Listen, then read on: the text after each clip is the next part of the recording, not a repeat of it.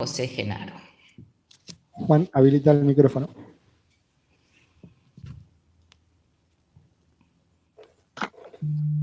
¿Me escuchan? Perfecto. Bien, bueno, para empezar quería agradecer mucho a la Comisión Científica, a Mirta Goldstein, por la invitación, a los colegas que hoy comparten esta mesa. Es un gusto y es un honor estar con ellos, y a todos los colegas que nos hacen la gran amistad de estar hoy acompañándonos en esta conversación. Los mexicanos descienden de los aztecas y de los mayas, los peruanos de los incas, los argentinos de los barcos. Así decía Vargas Llosa. Es cierto que somos un país de exilios, todo a lo largo de nuestra historia, y en la historia de cada uno de nosotros se entremezclan las historias de los exilios. Nuestros abuelos, nuestros padres, ahora nuestros hijos. El exilio forma parte, yo diría, como en las letras de nuestros tangos, de algo así como nuestra propia historia común. Así como nosotros tenemos nuestra historia, las palabras también tienen una historia que se entreteje en nuestros discursos sin que nos demos cuenta, y que se infiltra en el trabajo de los sueños. Es por eso que muchas veces cuando me invitan a hablar sobre algún tema muy vasto como el de hoy, yo voy a buscar esa historia de las palabras para tratar de encontrar el hilo de Ariadna que me lleve a los conceptos o las ideas de nuestro saber específico, es decir, el psicoanálisis. Haciendo esto, viejo conocido, el filósofo Séneca, a su vez exiliado en la isla de Córcega por el emperador Claudio hace casi 2000 años, escribía en una larga carta a su madre Elvia, tratando de consolarla por su exilio y por la muerte de su nieto, el hijo de Séneca, unos días antes de que fuera expulsado de Roma. Y en esta larga carta, que merece, hoy imposible hablar de ella, pero que merece ser leída, Séneca define qué es el exilio y le dice a su madre, bueno, el exilio finalmente no es más que el desplazamiento de un lugar a otro. Y es esto lo que permite entender el origen de la palabra exilio. Palabra exilio que es la unión de dos adverbios latinos. Ex, que conocemos bien, que designa el origen, el lugar desde donde venimos. Expresidente, exdiputado, exalumno, exmarido o exmujer. Y ile, que en latín significa allá, es decir, hacia dónde vamos, el lugar de destino. Es un poco como la alocución latina más frecuente, que es inquet ile, que para nosotros es el de aquí para allá. Sin embargo, ex ile tiene un sentido diferente, tiene un sentido de permanencia, de algo más durable o definitivo.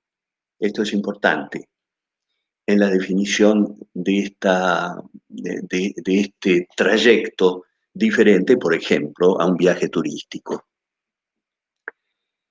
Así como las palabras tienen historia, también tienen parientes, primos, sobrinos, hermanos, ¿no? Y la palabra exilio también, destierro, decía Adriana hace poco, o desarraigo. Pero hay una palabra que es particularmente interesante, que usamos menos, pero que existe en todas las lenguas, que es vanir. Vanire en italiano, vaniru, vanissement en francés, banner en alemán, to banish en inglés. Y esta es una palabra curiosa. Banus en latín es tributo o multa. Y en su origen da origen a los bandos, que eran esas proclamas que los heraldos decían en las plazas públicas para anunciar, por ejemplo, la cantidad de tropas que la circunscripción tenía que dar al ban. El ban era la circunscripción, tenía que dar al soberano.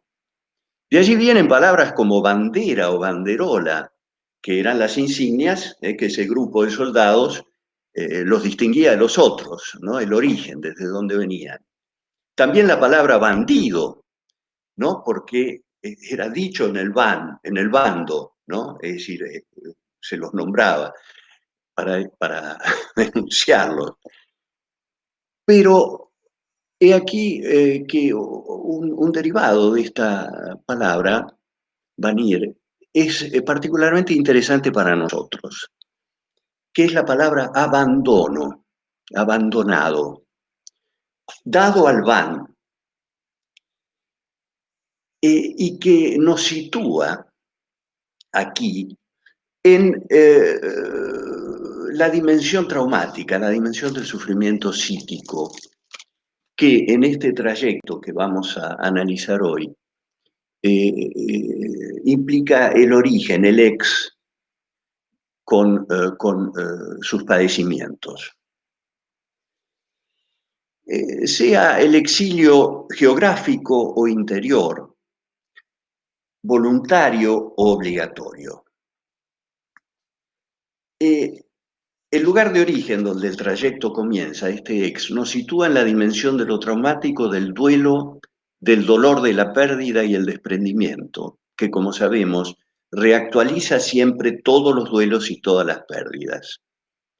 Es el desmantelamiento de las investiduras con su correlato de sufrimiento psíquico que abre el abanico de todas las situaciones patológicas que podemos observar en la clínica, desde la depresión hasta el estupor melancólico. Pero también este desprendimiento produce un desequilibrio en la vida pulsional, con diversos grados de desanudamiento, desintrincamiento en el montaje pulsional que por un lado bloquea la disponibilidad de la energía pulsional liberada para constituir nuevas investiduras, esto tiene que ver con el concepto de resiliencia, y provoca por el otro una sobreinvestidura de los objetos internos o la representación imaginaria de los mismos, lo que determina otro de los elementos casi constantes que encontramos en las situaciones de exilio. Me refiero a todos los acordes, a todas las variaciones del sentimiento de nostalgia. Desde las evocaciones nostalgiosas hasta las ruminaciones melancoliformes que constituyen, como lo explica mi querido maestro Paul Denis, una forma abortada o frustra del duelo, o de la elaboración de la o las pérdidas, y que provoca la imposibilidad de establecer nuevas investiduras. Se trata de una caída en un encierro, el encierro nostálgico, a la vez espacial, que es un encierro a la vez espacial, tópico y temporal. Vivir encerrado en el pasado es el repliegue temporal. Un repliegue también físico, como una forma de huida y escamoteo de la nueva realidad, tanto de manera individual, gente que se encierra, como grupal, los grupos de emigrados que se reúnen siempre, que constituyen también una forma de encierro, pero también una regresión a formas primitivas de descarga de la tensión pulsional, el encierro tópico, que se traduce por la frecuente sintomatología psicosomática que puede observarse en esas situaciones. Yo pude observar, por ejemplo, las depresiones enmascaradas sobre todo en los migrantes de África. Es una cosa muy, muy notable. Dijimos entonces que esta problemática del duelo, estrechamente entrelazada con la migración y el desmantelamiento de las investiduras, hace resurgir en las formas, en las modalidades del proceso primario, las viejas heridas, las antiguas pérdidas y abandonos que se superponen y resurgen, explicando la eficacia traumática. Quisiera aquí, en este punto, leerles un breve extracto de un poema de Víctor Hugo, exiliado por Luis Bonaparte, Napoleón el Pequeño, como él lo llamaba, Marx también lo llamaba así, exiliado en las islas anglo-normandas, la isla de Jersey, y donde escribió este desgarrador poema en 1855. Recordemos al pasar que Víctor Hugo había perdido a su hija, como Séneca, ¿eh? ¿Recuerdan? Leopoldine, algunos años antes, ahogada en el Sena. Al igual que Freud, que perdió a su hija Sophie en 1919, que haremos alusión después. Aquí Víctor Hugo. El poema se llama La que quedó en Francia. En otros tiempos, dice Hugo, cuando septiembre llorando volvía, yo partía, dejaba todo lo que me conocía, me evadía. París se fumaba, nada, nadie, yo iba. No era más que una sombra temblorosa, sabiendo que iría allí donde debía ir. Ay, no podría haber dicho siquiera sufro. Y como padeciendo la atracción de un abismo, por más que el camino fuera bello, lluvioso, frío o malo, lo ignoraba, solo marchaba hacia adelante, llegaba. Oh recuerdos, forma horrible de las colinas. Y termina así. Ella sabe, ¿no es cierto?, que no es mi culpa si desde hace 4 años, pobre corazón apagado, no he ido a rezar a su tumba. Creo que este extracto muestra bien esto que yo mencionaba, la intrincación, el entrelazamiento de la nostalgia y los duelos en la situación de exilio. Pero en el otro extremo de este trayecto que tratamos de recorrer hoy se encuentra el ile, ex-ile. El punto de llegada, desconocido, lugar de desconcierto, de pérdida de las certezas, de incertidumbre, como el tema de nuestro congreso, de nuestro simposio. Un espacio no familiar, unheimlich, en alemán, que genera siempre en mayor o menor medida el sentimiento que le es asociado. Se trata de lo extraño e inquietante, traducido en nuestro medio como lo siniestro o lo ominoso, una traducción bastante poco feliz, en mi opinión. Yo prefiero la de Marie Bonaparte, ¿eh? Que es la extrañeza inquietante o lo extraño inquietante. Y que Freud desarrolla en su artículo de 1919, del mismo nombre, recuerdan la fecha, fecha de la muerte de su hija Sophie, víctima de la gripe española, y que escribe casi simultáneamente, y los dos artículos tienen mucho que ver uno con el otro, con el más allá del principio del placer.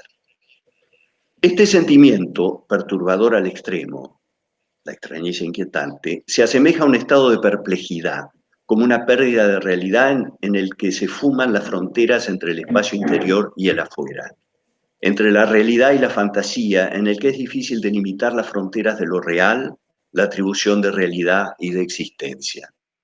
Este sentimiento de variable intensidad se encuentra en la base de un abanico de manifestaciones psicopatológicas, desde fugaces sentimientos de confusión, sensaciones de no estar allí o de estar soñando, momentos de angustia y perturbaciones del sueño, hasta sensaciones de hostilidad del entorno, sentimientos de irrealidad o de despersonalización, llegando al derrumbe psicótico o delirante, lo que se manifiesta en los accesos psicóticos agudos, las bufés delirantes o los cuadros confusos oníricos que se observan en las situaciones de exilio, con manifestaciones multiformes y abigarradas de delirios y alucinaciones. Perdón, José, ¿Sí? estamos ya en tiempo. Si podemos ir cerrando y después tenemos una segunda vuelta. Bueno, voy rápido. Ahora bien, lo que Freud desarrolla en su estudio de 1919 es que este estado particular que expone al yo a una fuerte exigencia de tramitación pulsionar y revela dramáticamente su fragilidad, obedece, y aquí encontramos la gran paradoja, a un movimiento regresivo que nos conecta con vivencias arcaicas, lo que se desprende del contenido ambiguo de la palabra alemana de Heimlich, que designa, como hemos visto, lo familiar, pero también lo íntimo secreto que debe permanecer oculto, es decir, encerrado. Freud dice, se trata en cada caso de un retorno a tal o tal fase del desarrollo del sentimiento de sí mismo, de una regresión a épocas en las que el yo no estaba todavía rigurosamente delimitado respecto al mundo exterior y al otro. Llegamos entonces, y así termino, al punto de encontrarnos frente a esta extraña paradoja, con su cortejo de enigmas, tal como frente a la Esfinge de Tebas, en el que este viaje desde Lex hasta el Ile representa en realidad un retorno a las vivencias más arcaicas, más desterradas de nuestra vida psíquica, colocándonos frente al abismo de lo irrepresentable. La reactualización que revela nuestras angustias sin nombre, las fallas y fisuras en la constitución misma de nuestro aparato psíquico. Como decía Nietzsche, cuando miras al fondo de un pozo, es el pozo que te mira. Gracias. Muchísimas gracias, Juan José. La verdad, excelente exposición. Y ahora le damos la palabra a la licenciada Romina Alves.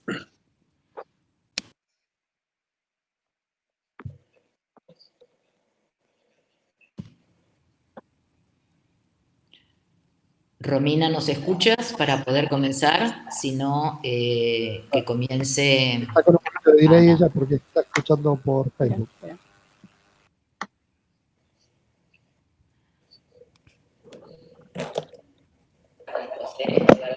Romina, ¿podés comenzar? Palabra a la licenciada Romina. Ok. Hola, sí, muchísimas gracias. Aprovecho también para agradecer la posibilidad de estar aquí compartiendo con ustedes en esta mesa. Es siempre un placer. Bueno, las intervenciones que han ido teniendo me dejaron algunos elementos que fui reservando como para poder dar una, digamos, articulación respecto a lo que yo traía para hablar, ¿no? Que es, en primer momento, poder situar la diferencia entre la migración y el exilio, digamos, porque acá Juan José traía, digamos, esta definición de la mitología respecto al exilio como un desplazamiento de la tierra, como un ir hacia algún lugar, y si nosotros pensamos en los autores argentinos, principalmente en los Grinberg, quienes fueron los que inauguraron la corriente del psicoanálisis de la migración y el exilio, podríamos pensar en esta definición respecto a la imposición de la partida y la imposibilidad del retorno, ¿no? El exiliado no va hacia algo, el exiliado siempre va huyendo de algo. Digamos, me parece interesante situar esta diferencia más bien técnica y desde una categoría, si se quiere, sociológica, en diálogo con el psicoanálisis. ¿Por qué? Porque en esas diferencias respecto de una migración impulsada por el deseo, es que vamos a encontrar, ¿no?, luego diferencias respecto al despliegue o no de patologías, ¿no?, en los migrantes. Esto después voy a puntuar algunas cuestiones que he recogido en mi práctica clínica con estos pacientes respecto a la construcción de un observable clínico, que es la lengua síntoma, digamos la lengua como síntoma, y justo tratándose de un elemento que atañe profundamente a la identidad nacional, ¿no? Respecto, volviendo, digamos, a esta tipología migratoria, como para poder situarnos en esta diferencia de aquel que migra sostenido en una convicción, de aquel que migra porque tiene una vivencia de persecución o porque la tierra en la que vive amenaza su integridad. Vamos a poder conversar también respecto a cómo entran en juego los elementos fantasía y realidad objetiva. ¿Por qué? Porque muchas veces aparecen relatos de algunos pacientes que se sienten exiliados, que manifiestan un exilio, pero uno escucha y objetivamente de la realidad concreta no hay un exilio como tal. Sin embargo, en la realidad psíquica el correlato es de exilio.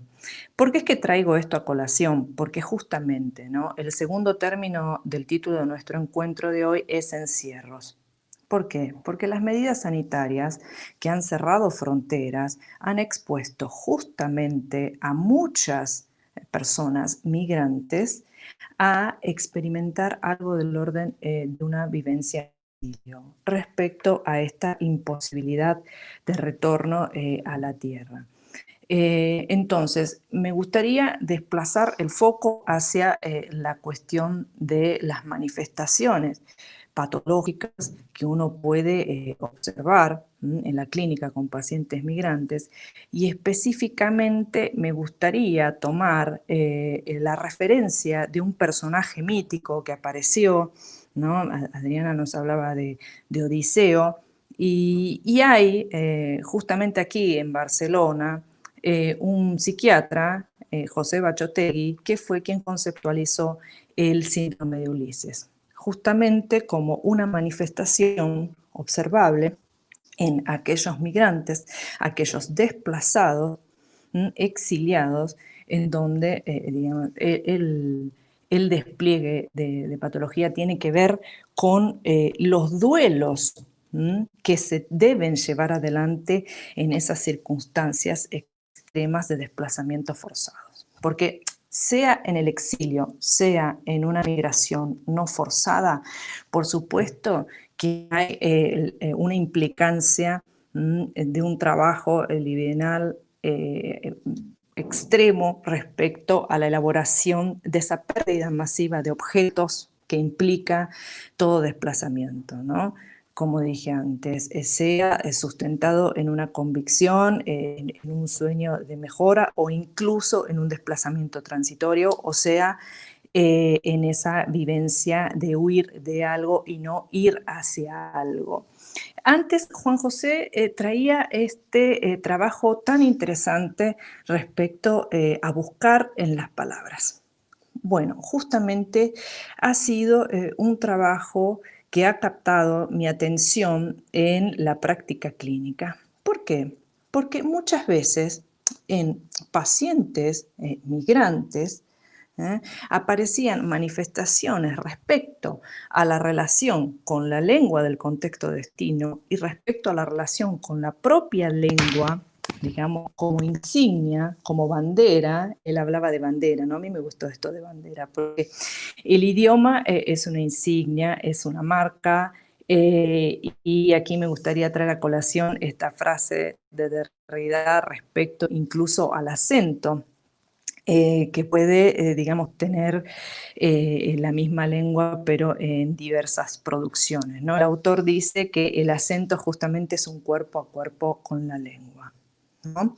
El cuerpo a cuerpo en el que se puede ver debatido muchas veces aquel desplazado, aquel migrante, ¿no?, en el nuevo contexto, y en donde, digamos, en función de las vivencias previas que puede haber tenido con ese desplazamiento y con su historia, puede desarrollar algo del orden del olvido de la propia lengua y una adopción camaleónica incluso de la lengua del contexto destino, en donde habrá un quiebre respecto al lazo social con el semejante del terruño.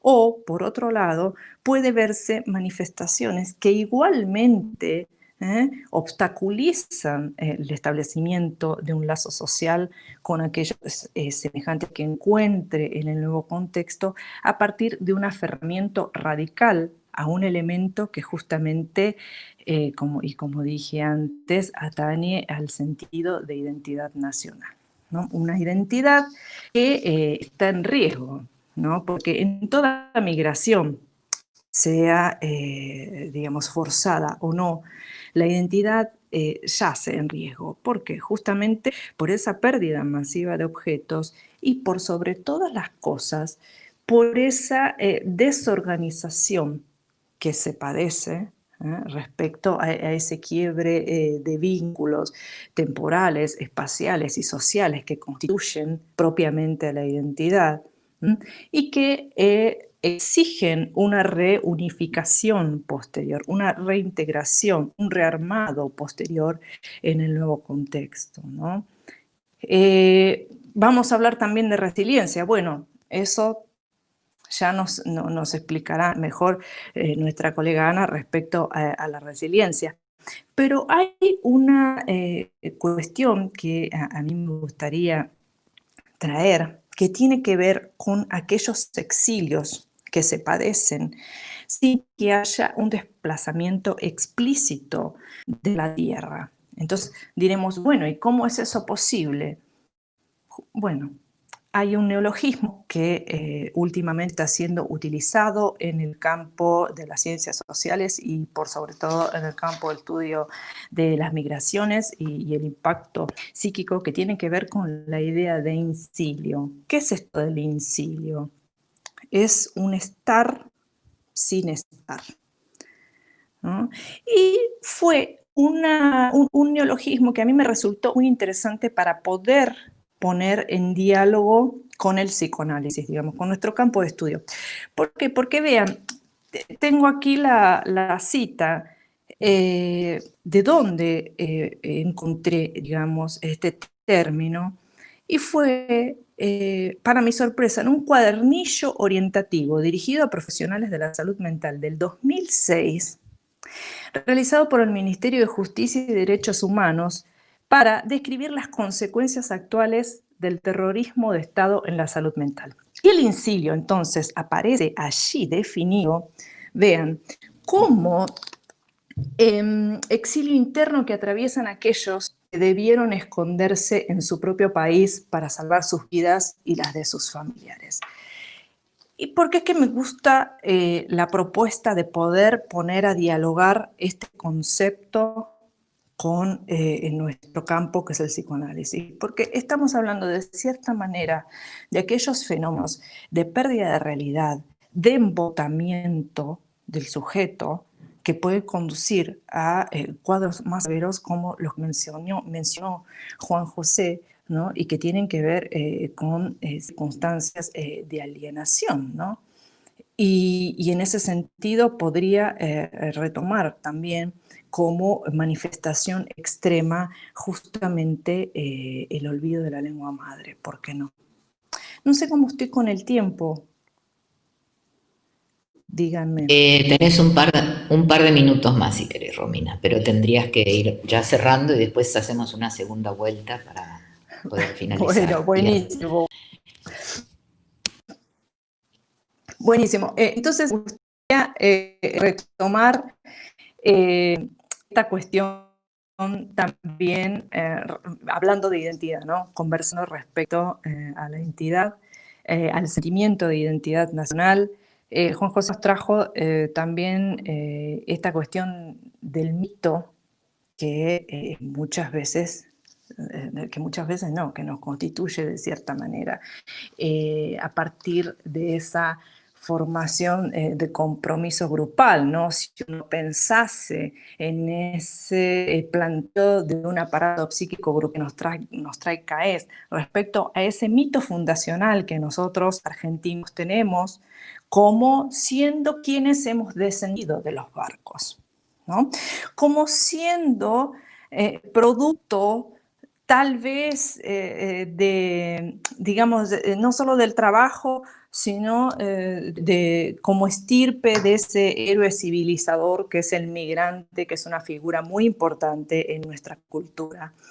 Y miren, es muy interesante porque los barcos llegan, pero hay una bidireccionalidad.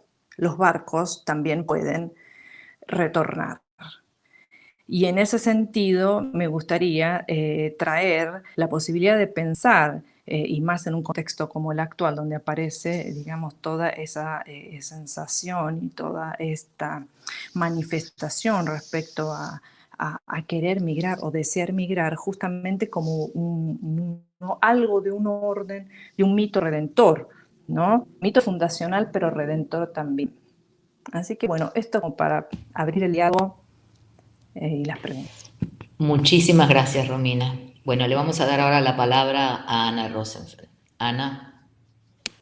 Bueno, me sumo al agradecimiento a la Secretaría Científica por la invitación. Yo voy a hablar de resiliencia. La resiliencia no es un concepto, sino un concepto que procede de la física.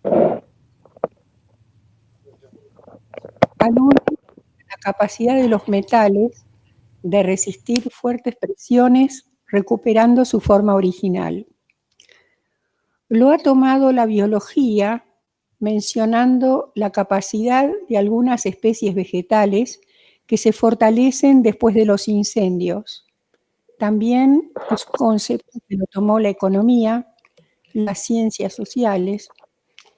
Este concepto apareció en mi camino de manera azarosa hace más de 20 años durante una de las supervisiones que desarrollaba en el Hospital Piñeiro, donde me plantearon cómo podíamos pensar la resiliencia desde el psicoanálisis.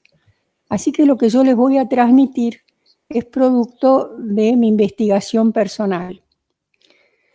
Decidí investigarlo a partir de las neurosis traumáticas y me basé en 3 nociones: vivencia traumática, adversidad y perjuicio. Las vivencias traumáticas desestabilizan por inesperadas, desorganizan por sus efectos psíquicos.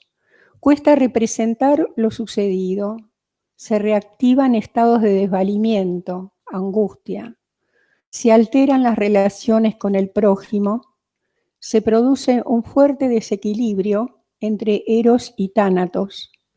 Las pulsiones de vida se ven amenazadas ante la irrupción de emociones mortíferas y sus fantasmas. Emerge la incertidumbre. Las vivencias traumáticas pueden ser reprimidas, desmentidas, repudiadas, y uno de los destinos de las vivencias traumáticas puede ser la resiliencia. La segunda noción en la que yo me baso para la conceptualización que haré posteriormente es la noción de adversidad. Los psicoanalistas investigamos las formas diversas en que la adversidad hiere al sujeto. En psicoanálisis no se puede hablar de recuperar la forma anterior, como sucede con los metales, pues los traumatismos modifican cuanti y cualitativamente al sujeto.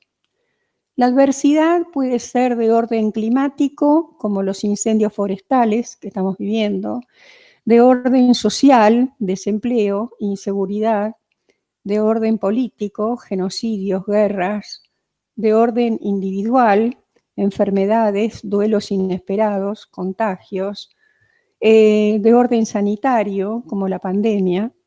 La adversidad trasciende la voluntad del sujeto, es sorpresiva, azarosa, altera los parámetros lógicos del individuo o una comunidad que se siente supeditada por otra fuerza que lo gobierna. Introducir el azar es introducir al sujeto capaz de producir nuevas significaciones a los acontecimientos de su existencia. La tercera noción que tomo para pensar esta conceptualización de resiliencia es la de perjuicio. El perjuicio se trata del daño, privación o injuria resultante de un mal infligido que ha dejado su impronta psíquica. El perjuicio interpela al sujeto sobre lo acontecido. ¿Qué te ha pasado? ¿Por qué?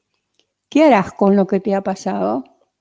Entonces, en función de estas 3 nociones, vivencia traumática, adversidad y perjuicio, defino la resiliencia como un proceso psíquico una transformación que nos revela un modo particular de enfrentar la adversidad, producto de un posicionamiento subjetivo, singular, ante lo traumático del traumatismo sufrido.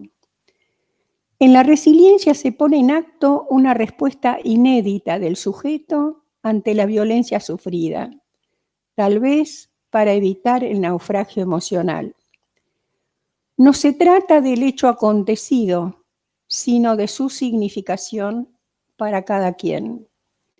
La resiliencia es justamente poder encontrar una nueva o nuevas significaciones a estas situaciones adversas, traumáticas, por las que alguien tuvo que transitar.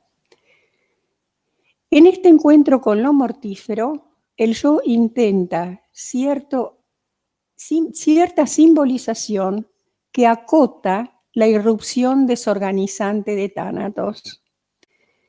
Me he preguntado, en relación a la resiliencia, si se trata del valor estructurante del trauma capaz de transformar el obstáculo en potencialidad. ¿Es la resiliencia una respuesta ética? ¿Es la resiliencia efecto del narcisismo trófico? ¿Por qué algunas personas se desmoronan y otros no?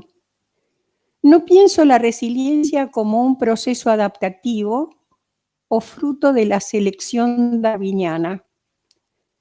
No es medible la resiliencia desde mi punto de vista estadísticamente. Pienso que la resiliencia es inédita, es original, algo que se opera en el sujeto. No cura, no suprime lo traumático, ni resuelve el síntoma. Es una modalidad de tramitación simbólica del o los traumatismos sufridos. Continuando con mi investigación, me di cuenta que la resiliencia se expresa a través de diversas posiciones subjetivas, que son varias y que yo describo en mis libros. He tratado de conceptualizar algunas posiciones subjetivas en la resiliencia y me centré básicamente en la posición subjetiva creativa, donde muchas veces el arte, la escritura, la música, el cine, son lenguajes que favorecen la posibilidad de representar la herida vivida y su evocación. La simbolización de la herida posibilita tal vez cierta mediación con el sufrimiento, porque cuando faltan representaciones es difícil trasponer la tragedia. Voy a dar 2 ejemplos de resiliencia en el encierro. El primer ejemplo es del adolescente Ana Frank, quien se refugió en la escritura de su diario durante el encierro en Ámsterdam para preservarse del genocidio nazi. Otro ejemplo de resiliencia en el encierro nos lo dan Peter Kien, que tenía 19 años, y Viktor Ullmann, que tenía 46 años. Los dos fueron prisioneros en el campo de concentración de Terezín y compusieron la ópera El Emperador de Atlántida. Peter Kien escribió la letra y Viktor Ullmann la música. Esta ópera, que se representó en el Teatro Colón hace unos años atrás, es una ópera de un solo acto y 4 escenas. Es una ópera que es una alegoría contra el nazismo, que muestra el escaso valor de la vida humana. Es un alegato contra el Führer y es una ópera de contenido profundo y sagaz. Otro ejemplo de resiliencia, ya no en el encierro, nos lo da Picasso a través del Guernica para simbolizar los horrores de la Guerra Civil Española. Otra posición subjetiva a la que me refiero es la posición reivindicativa, donde el perjuicio sufrido se transmuta en reclamo, en motor de lucha. Y tenemos como ejemplos las madres de Plaza de Mayo, tenemos como ejemplo los familiares de los submarinistas del Ara San Juan. Es otra posición subjetiva resiliente. Otra posición subjetiva que yo señalé es la posición reparatoria o ética, que busca impedir la repetición del perjuicio en un sujeto o en la comunidad.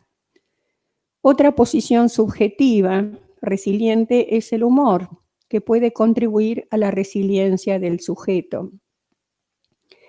¿Cómo pensar la resiliencia en la pandemia? Cuesta dar crédito a lo que estamos viviendo a nivel mundial, donde un virus puso en jaque la vida humana en el planeta, donde la ciencia mostró sus límites, la imposición. El COVID ha sido inesperado y difícil de significar. No conocemos las causas que lo desencadenaron. Sin duda que esta pandemia, con un virus invisible que puede ser mortífero, constituye una situación adversa, traumática, angustiosa, que modificó nuestra existencia, nuestro posicionamiento subjetivo y que ha generado incertidumbre sobre el futuro. En el mundo hay respuestas negacionistas que cuestionan su existencia a pesar de los muertos. El sociólogo Ricardo Feuerstein, en un artículo publicado, interpreta que el negacionismo obedece al miedo a infectarse y morir. Ana, perdón, estamos en tiempo. Si podés ir cerrando, así después damos una vuelta pequeña y abrimos las preguntas del público. Bueno, perfecto. Ya voy terminando. Entonces, creo que el posicionamiento subjetivo es diferente cuando lo traumático ya sucedió y se lo elabora buscando tramitarlo a cuando estamos transitando por esto. En esta circunstancia, la pregunta que se impone en la resiliencia no es qué harás con lo que te ha pasado, sino qué harás con lo que te está sucediendo hoy. ¿Cómo es la resiliencia de los que tuvieron que enfrentar el dolor por la pérdida de seres queridos? No lo sabemos. La información estadística transforma a los sujetos en objetos despersonalizados.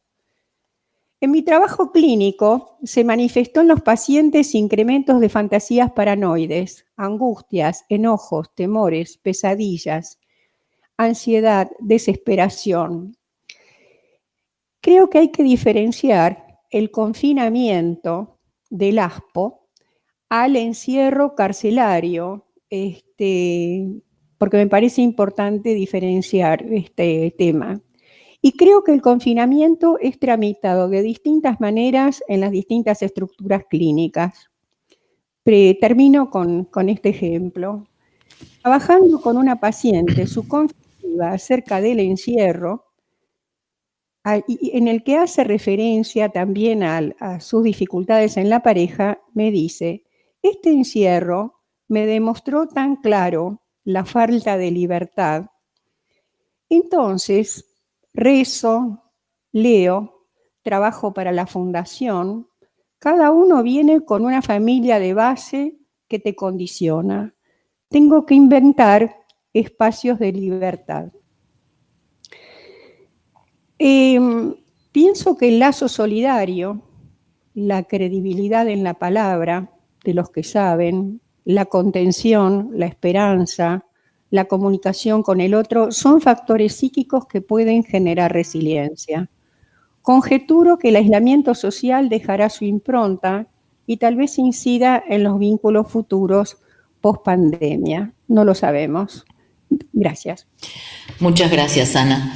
Bueno, los invito, si quieren, 2 minutitos cada uno, porque tenemos tantas, pero tantas preguntas del público que me parece que sería buenísimo que empezáramos a contestarlas. Así que te doy 2 segundos, Juan, después Romina y después Ana. Habilita el micrófono, Juan. Habilita el micrófono, por favor, Juan, que no se escucha. Abajo. Adriana me decía que me daba 2 segundos, ya pasaron. Bueno, te doy otros 2 más. Bueno, yo quería referirme, tal vez me anticipo un poquito. Hay entre las preguntas, una de Francisco Guerrini, porque parece que lo de Vargas Llosa, a quien yo admiro mucho como escritor, yo no estoy totalmente de acuerdo con todas sus ideas, parece que despertó muchas ideas. Guerrini, por ejemplo, Francisco Guerrini dice si no es una desmentida esto de que los argentinos descendemos de los barcos. Yo creo que es al revés. Sería una desmentida ignorar que los argentinos descendemos, o la gran mayoría de los argentinos descendimos de los barcos. Sería negar nuestra propia historia y la propia historia de Francisco Guerrini, que no creo que descienda de los mapuches ni de los quechuas. Pero en fin, a lo que me quería referir, sobre todo, me interesó mucho lo de Incilio, de Romina, porque yo mencioné cuando yo hablé que los exilios podían ser geográficos o internos.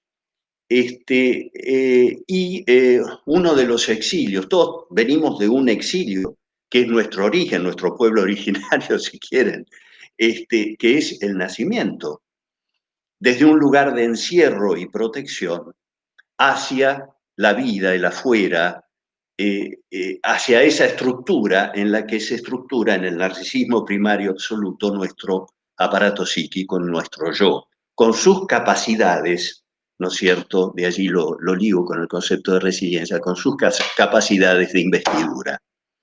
Yo personalmente prefiero atenerme a los conceptos metapsicológicos que a esta nueva terminología de resiliencia con la que me siento menos cómodo, pero que es interesante. Una cosita más. El otro exilio interior que me parece muy importante es el de la adolescencia.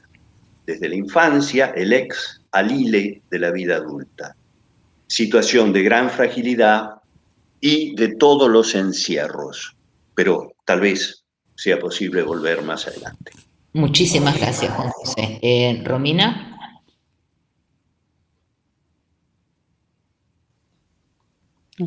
Habilita el micrófono, Romina, también. Romina tiene un delay porque está en el teléfono, ¿no? Romina, habilitas el micrófono y te doy otros 2 segundos como a Juan José. ¿Ahí me escuchan? Perfecto. Sí, ahí está. Bueno, muy interesante, Juan José, respecto a la pucha, ¿no será entonces, digamos, esto es una desmentida? ¿Qué es? Yo coincido con él y claramente estas fricciones son propias de la heterogeneidad de culturas que habitan nuestro territorio, en donde muchas veces esta idea de crisol de razas, digamos, genera justamente estas tensiones, estos, si se quiere, narcisismos de las pequeñas diferencias, porque hay cierta cuestión de amenaza a, bueno, qué pasa con lo que cada uno de nosotros trae, ¿no? Y en este sentido, si nos remitimos a la primera ley de educación, digamos, en el comienzo de la escuela en Argentina, la ley 1420, si no me engaño, es justamente esa cuestión que remitía a qué pasaba con el idioma, qué pasaba con la lengua en esas aulas tan heterogéneas, compuestas justamente por todos aquellos que nos han antecedido y que han descendido de los barcos. Entonces, ¿qué pasaba con el idioma propio amenazado frente a la imposición y muchas veces a las respuestas de las familias temerosas de que no hubiese una integración óptima de esos hijos? en donde incluso se les privaba hablar del propio idioma a fin de que puedan integrarse. Así que imagínense si esos elementos que componen el sentimiento de identidad nacional a lo largo de nuestra historia no se han visto conflictuados, por lo menos, digamos, ¿no? En conflicto. Así que bueno, simplemente agregar esto. Muchísimas gracias, Romina. Ana. Bueno, me resultaron muy interesantes las dos ponencias, y me parece que tal vez sería importante hacer una puntuación. Tanto en la migración como en el exilio hay un desprendimiento del lugar de origen, de la patria, de la cultura, de la lengua, de las raíces que son constitutivas del ser. Pero creo que tenemos que diferenciar al expatriado por razones políticas, el que se ve obligado a una migración forzada, de aquel que migra por otros motivos. Pienso que en el migrante y en el exiliado se opera en su intento de elaborar el duelo por el corte con sus raíces. Un aspecto se adapta al nuevo lugar, la nueva cultura, a la nueva identidad. Lo interesante este concepto de identidad que trajo Romina. Y hay otro aspecto que quedó allí y que reverbera en el interior. La resiliencia del migrante es difícil generalizarla, pero pienso que de alguna manera tiene que ver con el generar un nuevo sentido al por qué estoy donde estoy. Yo creo que el hallazgo de sentido, el hallazgo de nueva significación a esto que me pasó, es un factor de resiliencia. Primo Levi, cuando estaba prisionero en el campo de concentración, en el lager, él decía que a él lo salvaron dos cosas en ese momento. Saber la razón por la cual él estaba prisionero, que fue por un tema ideológico. Y en segundo lugar, lo salvó conocer el idioma, que esos dos factores a él lo ayudaron a tolerar las monstruosidades que le tocó vivir en el lager.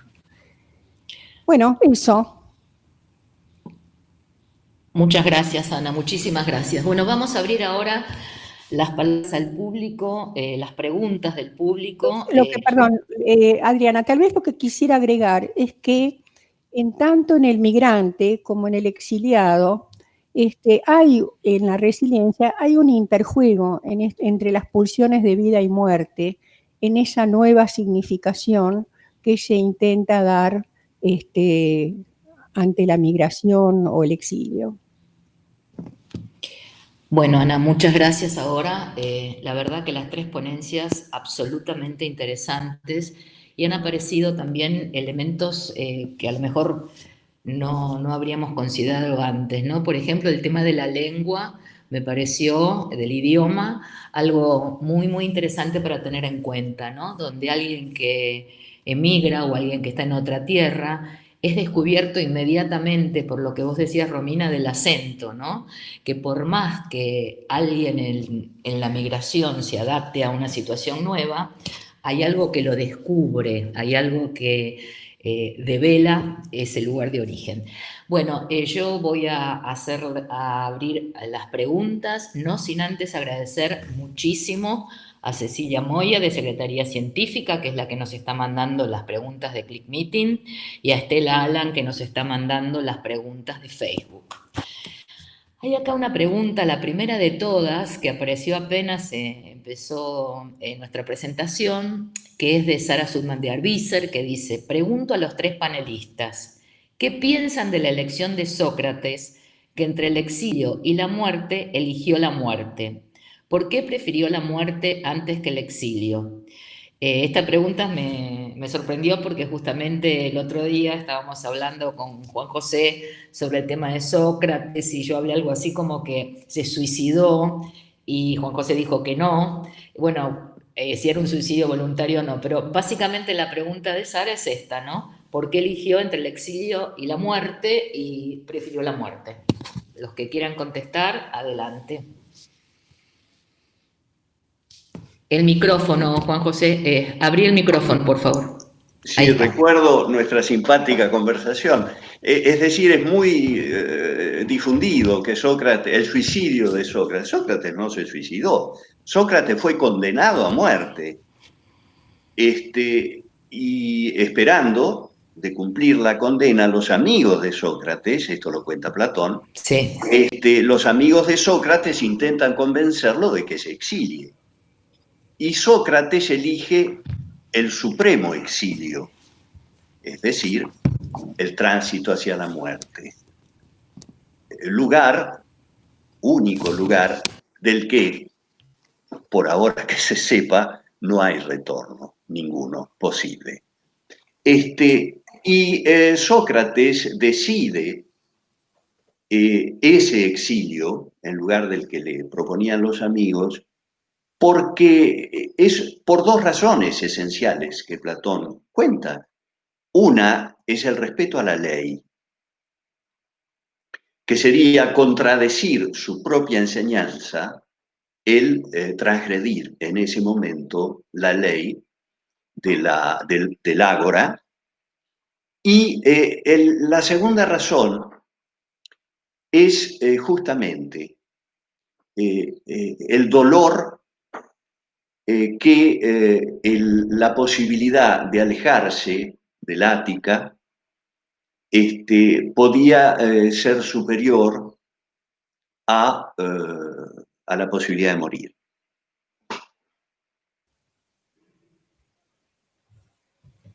Micrófono, Adriana.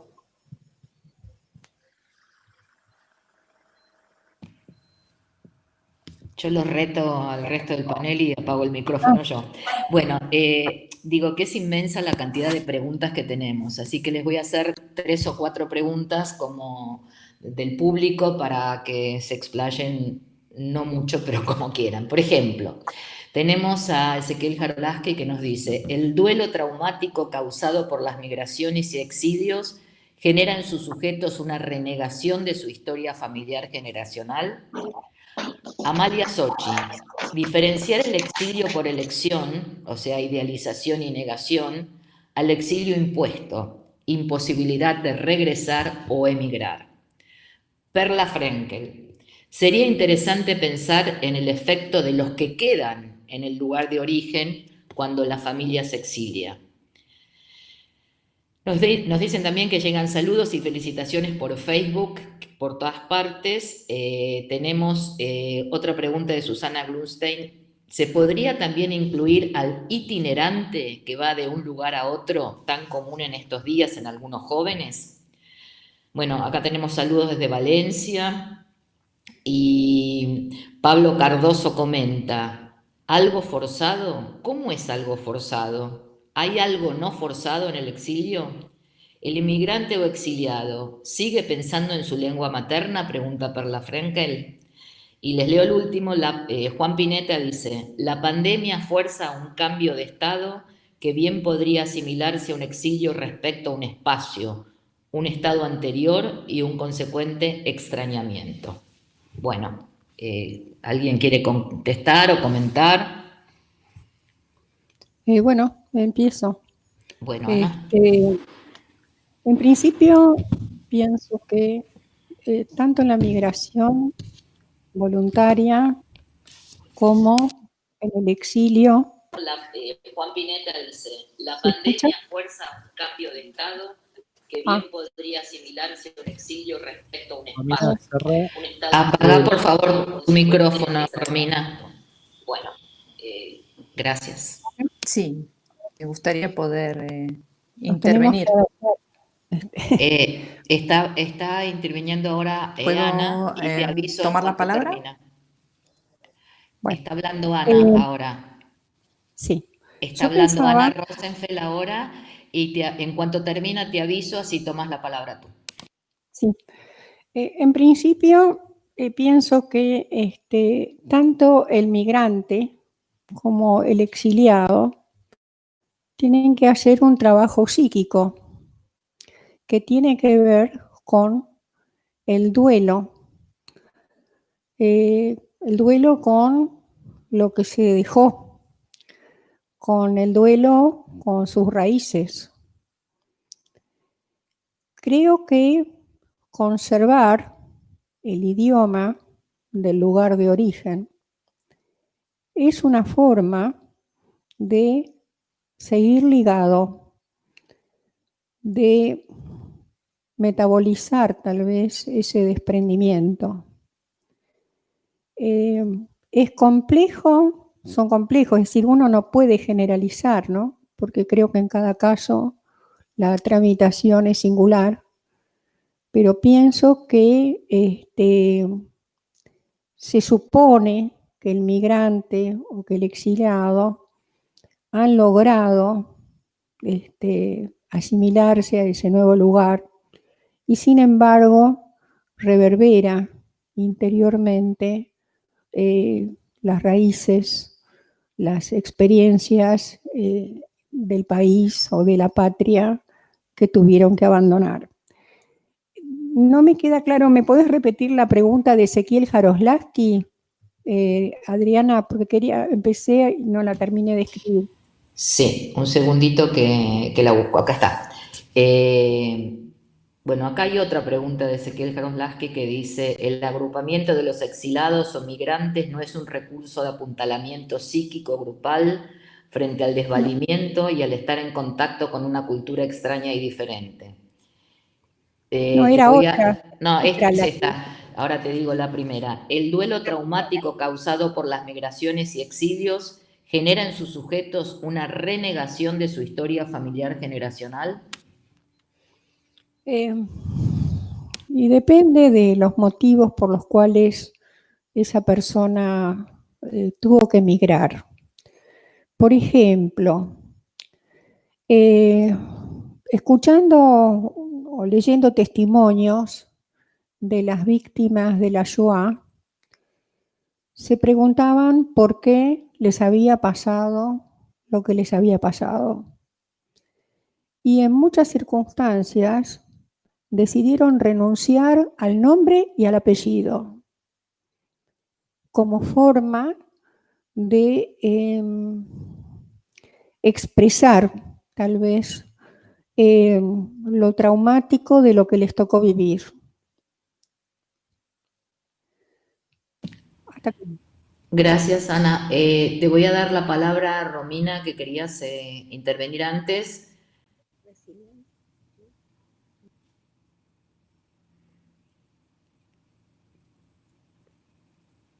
Romina, ¿nos escuchás? Para poder, podés intervenir ahora, abrir tu micrófono, por favor.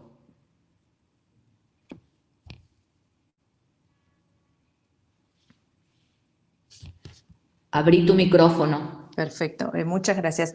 Sí, yo tomé algunas cuestiones que aparecieron en las preguntas. Sí, está abierto. ¿Me escuchan ahí? Sí, perfecto. Hola. Sí, te escuchamos perfecto. ¿Ahí me escuchan? Está abierto. Sí. Te escuchamos, Romina. Perfecto. Bueno, tomé algunas cuestiones de las preguntas, específicamente 3. Me gustaría comenzar por orden. La primera es respecto a este par forzado, no forzado.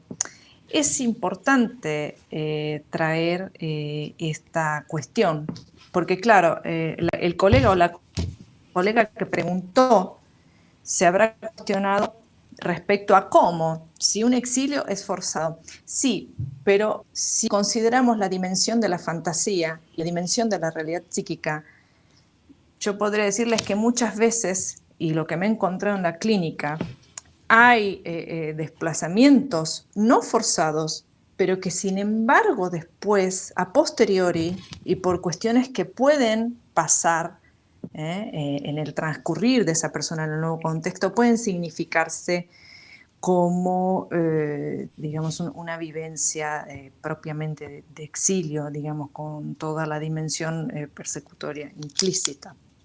Digamos, entonces la persona puede, digamos, mudar su discurso si uno considera, por ejemplo, en el relato de un paciente, en un momento de su análisis o en otro momento posterior. Digamos, siempre la dimensión de la resignificación, digamos, toma con pinzas estas categorías de forzamientos o no. Por eso yo en el inicio dije que se trataba de poder hacer dialogar con el psicoanálisis ciertas categorías sociológicas, si se quiere, o que vienen propiamente del campo de estudio de las migraciones.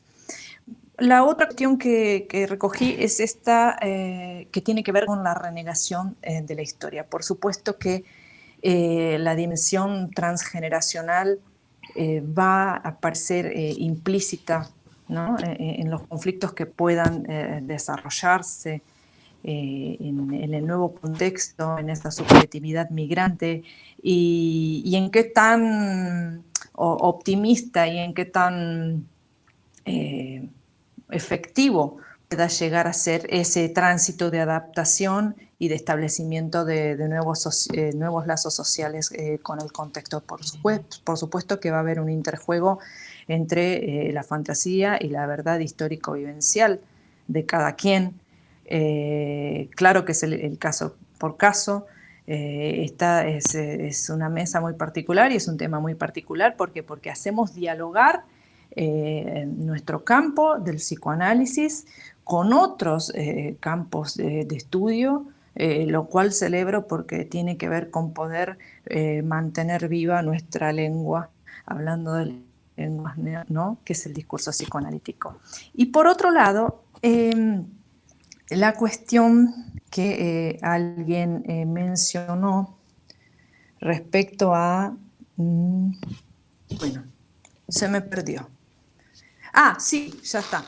La cuestión de qué pasa con los que quedan. Y aquí me gustaría traer una cita del autor mozambicano Nia Couto, que en una novela que se llama Mujeres de ceniza, él dice: solo los que quedan conocen la envidia de aquellos que quedan frente a los que han tenido el coraje de partir.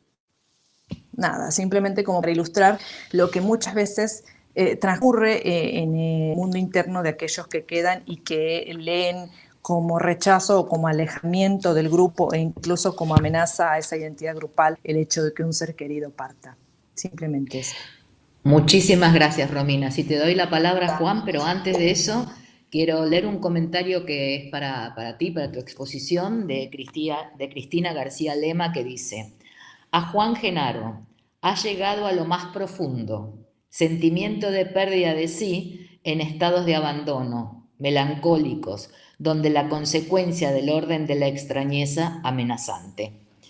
Leo 2 o 3 preguntas más, te doy la palabra, Juan, y quiero avisar que tenemos muchos saludos desde Costa Rica, México, Brasil, desde el Bolsón Río Negro, desde Valencia.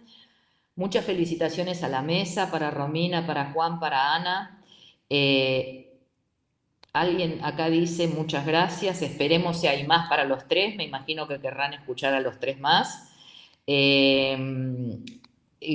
Francisco Guerrini pregunta: hablar de los argentinos como descendientes de los barcos no es una desmentida, ya esto lo leí. Nuestra presidente Claudia Borenstein dice: deseo de migración, algo muy interesante. ¿Podrías explicar eso un poco más, Romina? Y sigue Guerrini diciendo, desmentida en tanto esconder el mestizaje, ya que la conquista española, a diferencia de la colonización inglesa, destruyó de entrada a pueblos originarios. Y te doy la palabra, Juan. El micrófono, el micrófono. Sí, ahí voy. Bueno, hay muchas preguntas, todas muy interesantes. Los que quedan. Sí, seguramente la envidia, como decía Romina, pero también el sufrimiento. No hay que ignorarlo. Hay un desprendimiento y ese desprendimiento, ese desgarro, hace que duela de ambos lados.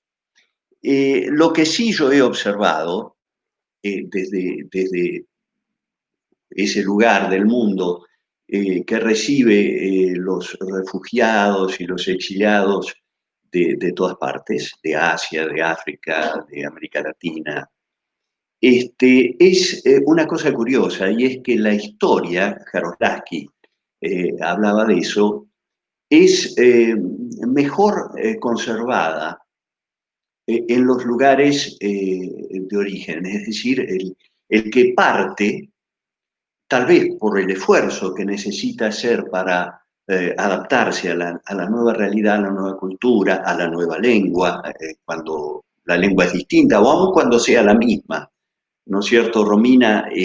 Siempre hay, me resultó muy interesante lo del acento, porque eso me hizo pensar en el retorno a la forma más arcaica de contacto con la lengua, que son los tonos, los acentos, los climas sonoros, de los que habla mucho René Roussillon. Pero los que quedan, en general, conservan la historia. Y esto es muy evidente. Los que hemos, yo también, vuelto a los lugares de origen de nuestros abuelos y demás, que no eran quechua, ¿qué voy a hacer? Hemos encontrado con sorpresa la historia familiar, que es conservada preciosamente por los descendientes de los ancestros. Y mucho más que en los que hemos sido consecuencia de exilios y migraciones. Bueno, hasta aquí. Ana Rosenfeld preguntaba por qué algunos se desmoronan más que otros, ¿no? Sí. Bueno, yo creo que esto tiene que ver con la estructuración primaria del yo, el narcisismo primario, en el que se produce la estructura de nuestro aparato psíquico, pero también las fallas y las grietas en ese proceso, que luego en las situaciones de fragilización, como los exilios o la adolescencia que yo mencionaba, se ponen de manifiesto y a veces de manera trágica. Esto que estás diciendo, Juan, es muy interesante, porque también una de las preguntas que me surgieron para Ana era en qué momento ella pensaba que se empezaba a estructurar en el yo este tema de la resiliencia, o sea, cómo se forma la resiliencia desde lo subjetivo. Perdón, Ana, me había pedido la palabra Romina y después te doy la palabra a ti. Sí, Romina, el micrófono, por favor.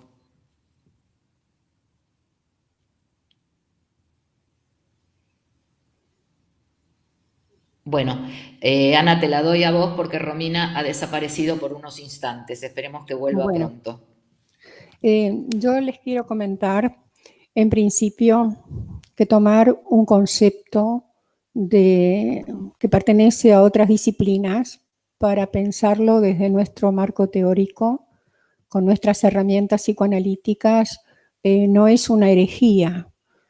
Sí es un desafío.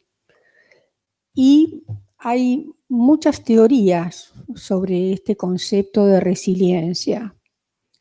Respondiendo a algunas de las preguntas, hay autores que consideran que la resiliencia se debe a factores congénitos, Peter Fonagy habla del concepto de mentalización para explicar la resiliencia, hablando de el apego asegurador como uno de los factores de resiliencia. Martí y Faín, dos psicoanalistas, creo que son de la Escuela Psicosomática de París, también toman en cuenta el concepto de la resiliencia para hablar de representaciones preconscientes que de pronto emergen y permiten enfrentar lo traumático. A mí lo que me interesa poder explicar es lo siguiente. Hasta el día de hoy, a mí la manifestación de la resiliencia en personas que han atravesado situaciones traumáticas me resulta sorprendente, me resulta inédito. No podría establecer una relación causa-efecto entre la respuesta resiliente y las experiencias tempranas. Yo pienso que el sujeto de pronto se ve catapultado por el azar, por la adversidad, frente a ciertos traumatismos, y entonces es capaz de crear nuevas significaciones. Y en esas nuevas significaciones expresa la resistencia ante lo adverso, y en esas nuevas significaciones muestra qué puede hacer con eso. ¿Me explico? Me preguntan Gracias. una Sí. cualidad, si es una cualidad adquirida, si es una cualidad congénita. Hay muchas teorías y teóricos. También Rubén Zuckerfeld habló de la resiliencia y, tomando los aportes de Green, ha considerado que la resiliencia tiene que ver con los procesos terciarios. Es decir, hay muchas teorizaciones. Yo acá doy mi mirada. Gracias, Ana. Romina. Bueno, sí, muchas gracias. Bueno, muchas gracias. La pregunta que enviaba Claudia Borenstein respecto al deseo de migración, ¿no? Porque yo lo pensaba desde la dialéctica lacaniana expuesta por Lacan, ¿no? Entre necesidad, demanda y deseo. Digamos, necesidades que quedan inscriptas, madres tierras que evidentemente no pueden significar ese pedido de una necesidad específica, y el deseo de ir finalmente a la fantasía de una madre nutricia que supla todas esas interferencias respecto a la codificación de sus hijos, ¿no? Y por lo tanto la partida justamente como un rechazo y como un rebelarse frente a esto. Por supuesto, desde la enseñanza psicoanalítica y la dimensión de la fantasía, uno podría interpretarlo así, y esta cuestión de la tierra prometida, la tierra prometedora, está implícita muchas veces en las migraciones. Y respecto a Juan José, cuando él comentaba lo del acento, hay una muy linda cita de Derrida en El monolingüismo del otro, en donde él habla del círculo nostálgico de lo único, esta lengua madre como ese círculo nostálgico de lo único. Y por fin, como para quedar por aquí, el tema que ha surgido mucho respecto a si los descendientes de los barcos o los no descendientes de los barcos. Yo antes me quedé pensando en términos de este mito fundacional, y como todo mito fundacional rescata rescatando también esa imagen del héroe civilizador. El psicoanálisis nos enseñó que infelizmente el destino de todo héroe es el padecimiento. ¿Acaso será nuestro destino como herederos de ese héroe civilizador migrante el padecer a modo de una neurosis social en ese sueño de una tierra prometida? Por aquí dejo. Muchas gracias, Romina. Acá tengo más preguntas y más comentarios. Eduardo Safdie dice, es frecuente en exiliados el olvido de la tierra de origen, sobre todo si la partida fue traumática. Sus hijos crecen sin prehistoria que puede repetirse transgeneracionalmente. Después tenemos que algunas veces los padres deciden una migración, pero los hijos, particularmente preadolescentes o adolescentes, lo padecen como un exilio. Esto lo dice Pancho Guerrini. Marita Cayupán de Garfinkel dice, excelente lo de Genaro, tener en cuenta las identidades ancestrales americanas y occidentales, la patria es la resolución de las identidades. Annie Krieger, la clínica actual me interroga acerca de cómo la pandemia arroja a ricos al exilio y a los demás al exilio dentro del país a raíz del colapso económico. Nomo Cohen dice, estar advertidos de las consecuencias de alentar a los jóvenes al exilio. Por ejemplo, en este momento de la pandemia, el sufrimiento de los abuelos de no poder ver a sus hijos y nietos. Raúl Massino, y con esta termino y los dejo a ustedes comentar o responder, dice, el talismán como un objeto transicional, ayuda a metabolizar los desprendimientos. Y agrega que Chopin ponía sobre el piano de una sala de París una bolsita con tierra de Polonia. Bueno, Ana, ¿querías decir algo o comentar algo?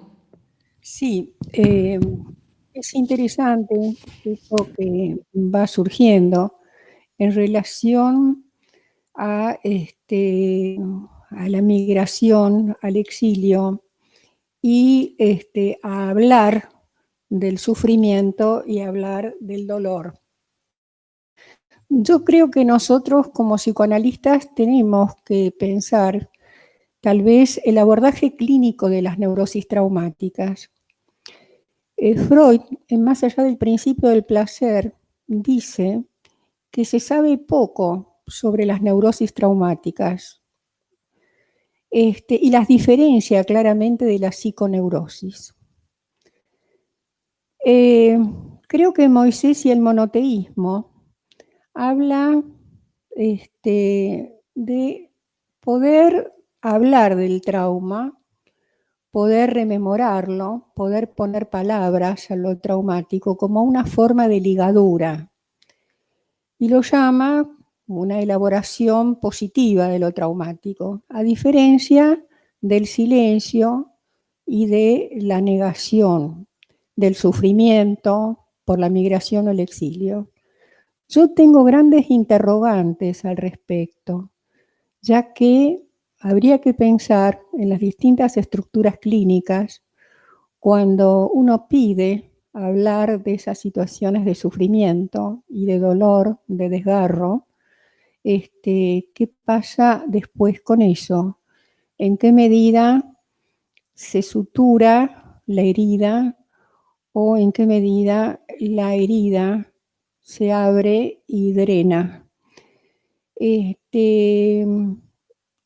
Yo me acordaba de Jacques Fuchs. Jacques Fuchs, que era el consuegro de Moisés Quijac, vivió el Holocausto e hizo una película, un documental sobre lo que le tocó vivir una vez que emigró y Jacques Fuchs perdió a toda la familia en el campo de concentración. Entonces, con la persona que hace la película, él vuelve al lugar del campo donde estuvieron prisioneros en Polonia y ahí Jacques Fuchs se desorganiza y empieza a hablar, empieza a mezclar los idiomas, empiezan a surgir palabras inconexas. Digo esto porque cuando vamos a trabajar con lo traumático del traumatismo, tal vez tenemos que pensar sobre qué plafón estamos parados y en qué medida a veces respetar el silencio, ese no querer hablar, puede ser saludable para el paciente, a diferencia de la asociación o el pedirle que hable puede generar cierta iatrogenia. Son interrogantes para el diálogo y para el debate, ¿no? En relación a las neurosis traumáticas. Gracias, Ana. Vamos a tener que ir cerrando. Les voy a dar la palabra a cada uno de ustedes para que hagan un cierre. Acá tengo un comentario el último que voy a leer, de Cristina Martínez Polati, que dice que el tono, la cadencia del idioma del exiliado, no solamente eso, sino que para la persona que se exilia la dificultad está muchas veces de no poder comprender los códigos. Bueno, creo que este encuentro de exilios, encierros y resiliencia nos está poniendo absolutamente en el presente de nuestra realidad actual, ¿no? Son tres términos que es lo que está pasando en nuestro país y en el mundo en este momento. Bueno, los invito a 2 minutos cerrar y despedirse cada uno de ustedes, Juan, Romina y Ana. Juan, si querés comenzar.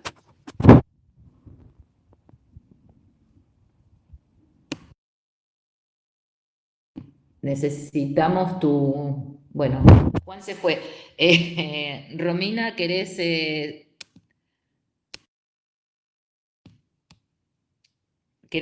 cerrar tus últimas palabras para despedirte? Sí, bueno, nuevamente, sí. Sí, muchísimas gracias. Nuevamente agradecerles esta participación, esta posibilidad de estar con ustedes aquí compartiendo y a todos los que nos fueron acompañando con sus dudas.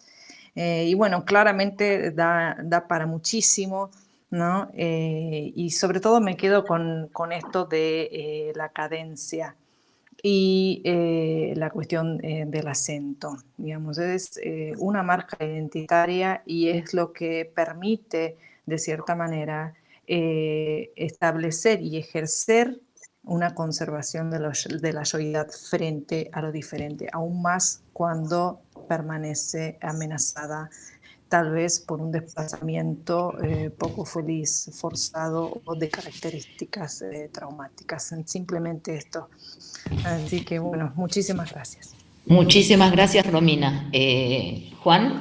Coincido con Romina en que el tema es vastísimo, ¿no? Daría como para un simposio entero.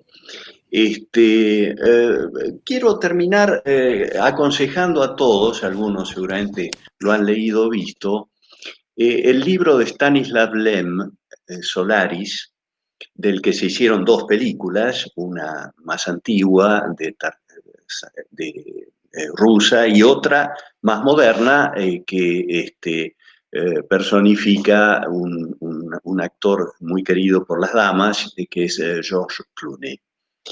Y en esta película se trata de un exilio, un psicólogo especialista en los viajes espaciales, al que lo mandan a ver a un equipo que está estudiando un misterioso planeta que se llama Solaris, el ILE, del que hablábamos. Este psicólogo viene de un duelo terrible, se ha suicidado su compañera embarazada, y cuando llega a este planeta misterioso, Solaris, este planeta, que es una especie de planeta vivo, tiene la particularidad que materializa los recuerdos, los objetos internos. Y naturalmente allí aparece materializada la mujer que se había suicidado en el ex de este psicólogo. Es interesantísimo y creo que tiene mucho que ver con todo lo que hemos trabajado hoy y a mí por lo menos me enseñó mucho. Bueno, gracias a todos. Muchas gracias por todas las preguntas. Yo recogí una cantidad de preguntas que me hubiera gustado dialogar con ellas, pero bueno, el tiempo es tirano y Cronos siempre devora a sus hijos. Gracias a todos. Muchísimas gracias, Juan. Ana. Bueno, yo también agradezco este diálogo que se fue dando entre nosotros.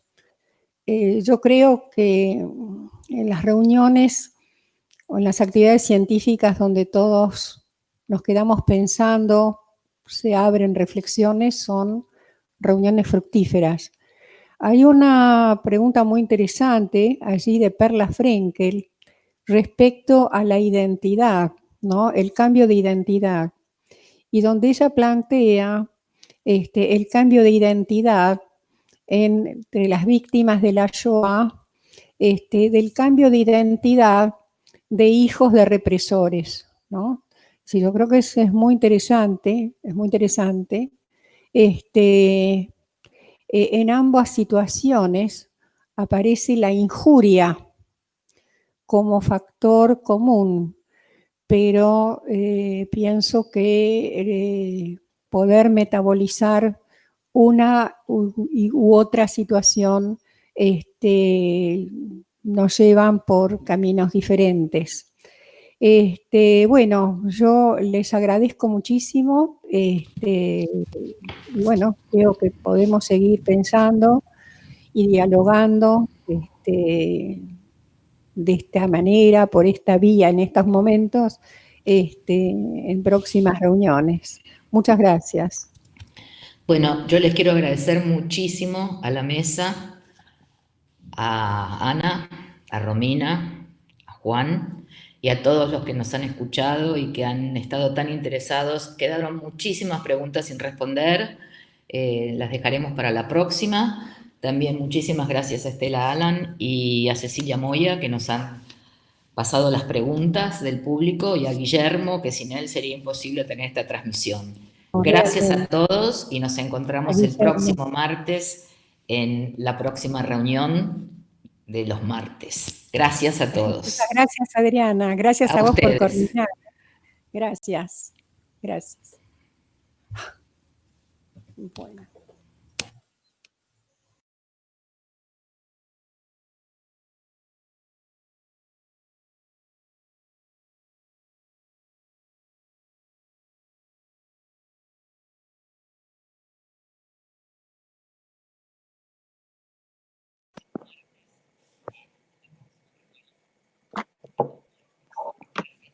Bien, me despido de ustedes.